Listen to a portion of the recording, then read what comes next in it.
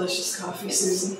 Thank you. A little strong. As always, which is why I love coming to your home. Thank you. Thank you. And I always wondered, how did you get the inspiration to create the beautiful jewelry that you've designed? Well, I've always collected stones. I've always loved stones. Wherever we go in the world, I'm picking up stones. My kids did. Wherever we went with them, to the beach, to the mountains, to the desert, we always found something of that place that we could bring home. And I think it is a connection for me to the natural world.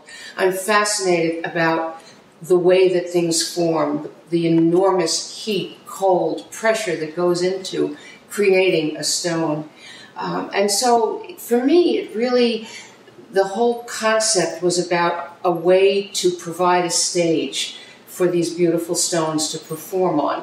And the actual way is a kind of funny story. I actually had taken up knitting and was making scarves and decided, you know, it would really be cool to put some stones in with the wool. Wow. And so I was making tassels with the wool, and then I developed this terrible rash and on my hands, and the doctor said, just deep six the wool. Maybe it's that what you're reacting to. So I had these stones, and I ended up making myself a necklace rather. I figured, how hard could that be?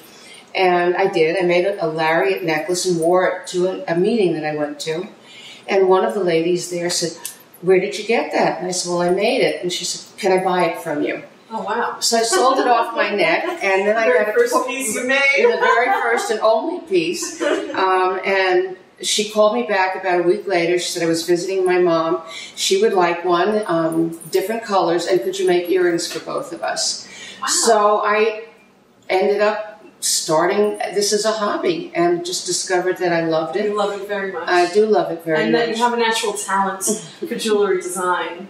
And all of your designs are one of a kind. Yes, that's right? Correct. I never replicate a piece. Mm-hmm. And when you said, you know, you were talking about the sheer forces of nature that go into making stones, your business name is EarthWhorls, and below it, it's the perfect tagline. It says, Earth's bounty into fashion. Right. And that is the stage that you chose. Yes. And why did you choose the name EarthWhorls?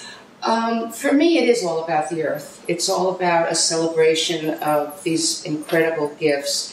And when we were traveling in Canada, we came upon a patch of land out in the wilderness. We were actually bike riding and we were taking a hike, cycling, riding, not motorcycle. And a natural formation in the earth, in this stone millions of years ago, were these whorls. W-H-O-R-L-S, they were called, these whorls. And in fact, a whorl is a swirl, a natural creation, a twirl, a curl, if you will.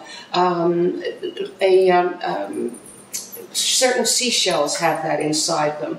And certain tiny little sea creatures actually form, like the nautilus, they kind of form in these whorls, these curls, if a more common title.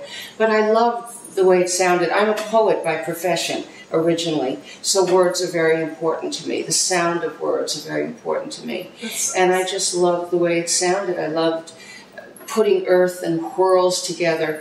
And people do stumble over it a little bit. They mean, oh, you mean EarthWhorls. No D in there, and there is an H. So, EarthWhorls. Yeah. And hence the name EarthWhorls.com. EarthWhorls.com, where we have a lot of jewelry to look at. Oh, thank you so much for sharing that with me, Susan. My pleasure, Donna. Thank you. Cheers. Cheers.